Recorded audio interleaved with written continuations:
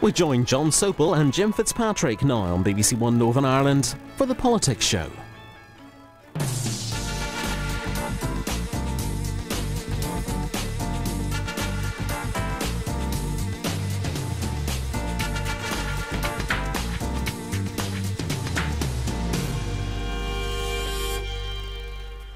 Hello and welcome to the Politics Show. On this week's programme, the Conservatives' Home Affairs spokesman David Davis has a new big idea to tackle crime with better urban design. He joins me live in a few minutes' time.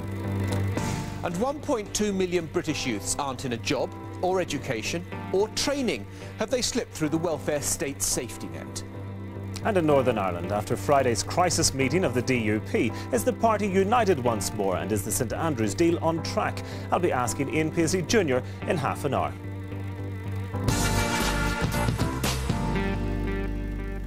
And I'll also be speaking to one of the new leaders of the Green Party and reflecting on David Cameron's first year as Conservative Party leader. First, though, the news with Maura Stewart. Maura. Thank you. Good afternoon. Michael Barrymore says he welcomes a new investigation into the death of a man whose body was found in the swimming pool of his Essex home 5 years ago.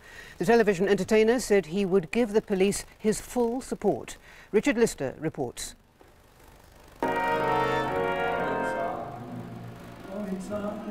Michael Barrymore back on stage in Aberdeen. In his heyday, he was one of Britain's highest paid entertainers, but he's never fully emerged from the shadow of what happened at his Essex home 5 years ago. Responding to news of the investigation, he said, "I am delighted and thrilled, and I will give my full support and hope the case can come to some conclusion for everyone's sake." He added he was willing to give every single assistance I can to bring closure to this matter. Mr Barrymore found Stuart Lubbock dead in his swimming pool with severe internal injuries after an impromptu party in 2001. No one has ever been charged in connection with his death. The coroner recorded an open verdict. The Lubbock family have been fighting ever since to have the investigation reopened and welcome the news today. Stuart's father Terry told the BBC, "Something happened to my son at Mr Barrymore's house and we want to find out what it is. I want someone arrested and charged." Mr Barrymore appeared at the inquest and has always maintained he has no knowledge of what happened to Stuart. What he does accept is that the severe internal injuries that Stuart suffered were inflicted by somebody, and he doesn't know who did that, and he wants to know, just like Terry Lubbock does, who did it. All those involved in this case are now waiting to find out what prompted this new investigation and where it may lead. Richard Lister, BBC News. The former Chilean dictator Augusto Pinochet has had a heart attack. He's been taken to a military hospital in Santiago. Doctors say he's in a serious but stable condition. The Red Cross says more than 1,000 people may have died after a typhoon struck the Philippines. The storm has caused huge mudslides engulfing several villages. The country's government has declared a state of national calamity. The BBC understands that 9 counter-terrorism officers investigating the death of the former Russian spy Alexander Litvinenko are set to travel to Russia. It's thought they could travel as early as tomorrow. The move comes as the Home Secretary John Reid has indicated that the investigation is set to widen. A report out tomorrow is expected to say that mentally ill patients released into the community have killed 400 people in the last 8 years. The study has been published in 2 Sunday papers. The report will say that many of the deaths could have been avoided. Cricket, and it's been a mixed day for England in the second Ashes Test in Adelaide. They were punished for dropping the Australian skipper Ricky Ponting when he was on 35. He went on to reach 142 before his wicket was taken by Matthew Hoggard. Australia finished on 312 for 5, chasing England's total of 551 declared. That's the news for now. Back to you, John. Maura, thanks very much. Now, when David Cameron became Conservative Party leader almost exactly 12 months ago, he set up policy commissions to review the party's stance on more or less everything. But one area was noticeable by its absence: criminal justice. Well, that's given the Conservative Home Affairs spokesman David Davis pretty much a free hand to determine the party's stance in this area. although it's probably fair to say that Mr Davis wouldn't have delivered Mr Cameron's famous hug a hoodie speech. Well, now the Shadow Home Secretary is launching his own initiative, pointing out how elementary changes in urban design can dramatically reduce opportunistic crime. Well, in a moment I'll be speaking to David Davis, but first Gillian Hargreaves reports.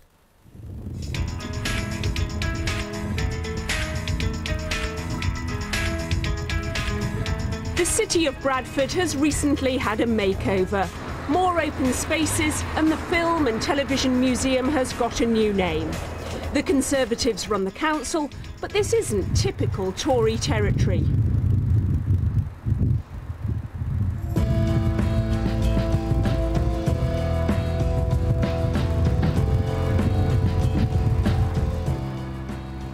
They look unfit for humans, don't they? But some people still live in these flats. The blocks could have been designed with the criminal in mind, with their lonely walkways and forbidding stairwells. My name is David Davis. I'm the Shadow Home Secretary. This is a short film about how design can drive crime out of the community. Today, David Davis launches a video on the internet telling voters how we need to design estates and public places to keep the criminals at bay. It's not a new idea, it's one shared with Labour, but he wants more people to talk about it. Just people throwing stones at cars wearing plaques. The Westbourne Green Medical Centre only opened recently. It provides dental and doctor services to the local population, but has been specially designed to thwart criminals. Well, right from the concept stage, the drawing board stage, designing out crime was a key priority. PC Michael Brooke is what's called an architectural liaison officer. He helps plan buildings to be burglar and vandal proof. I think it's great that politicians like David Davis are talking about this subject. The more debate about it, the better. But let's get something done. Let's cause change. Let's make it obligatory that people have to consider designing out crime at concept stage, so that we don't have to revisit buildings like this and start putting barbed wire up and grills at windows. David Davis probably wouldn't find many Tories on this estate, but the neglect affects all voters. If he and other politicians can turn a place like this around, it gives the impression something's being done to tackle crime. Other crimes take place in secret behind closed doors, though, and that's much harder to stop. Fran Wright is an expert in criminology at Bradford University. I think much of what the Conservatives are up to is vote catching. These policies are very much aimed at the Conservative voter. The crime that it's tackling is the sort of crime that people come across in their day-to-day lives. It's vandalism, it's burglary, they're very interested, for example, in what happens where somebody uses force against an intruder. Now, these are all the sort of things that concern people. But that's only the visible face of crime. And the invisible private face of crime isn't tackled at all in the Conservative Party policy. You know what? You're more confident now than you were when I came in. Still, it's given David Davis a chance to show his touchy-feely, caring side. He's usually seen as a bit of a bruiser, a hard man.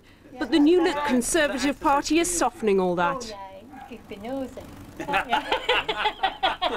David Davis visited this exact spot just a few months ago. It's amazing how a few improvements like fences can cut down on crime.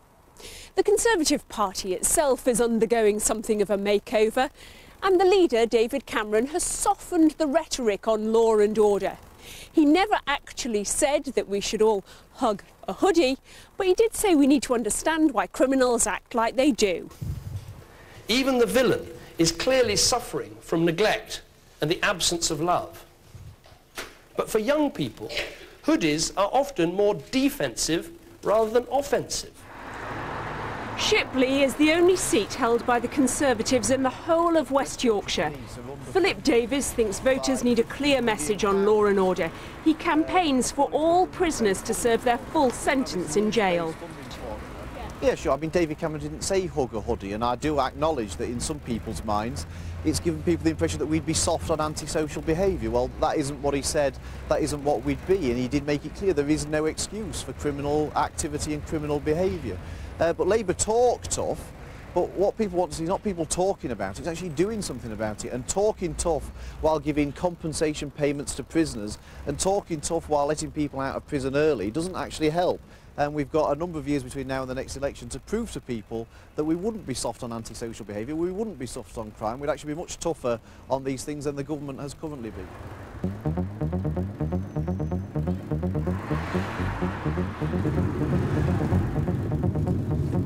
Apart from designing out crime, the police in Bradford have another, more sophisticated tool to tackle criminals. It's called Big Fish, special cameras which spot number plates and then alert the police when they're trying to track down a specific car. They hooked into my number plate. March, Alpha, Golf, 0. And then they reeled me in. The police say it denies criminals the use of the road, but David Davis has expressed some anxiety about the technology in the past, thinking it's too intrusive. One local Labour MP, Jerry Sutcliffe, is a Home Office minister, and he accuses the Conservatives of ill-thought-out messages on law and order. Well, I think it's important that we tackle crime whenever we're able to with whatever tools that we can use, and new technology is important to us. It's getting the balance right about you know, people's rights, human rights, but it's also making sure that people are protected. And this Home Secretary has made sure that at the heart of what we do is public protection.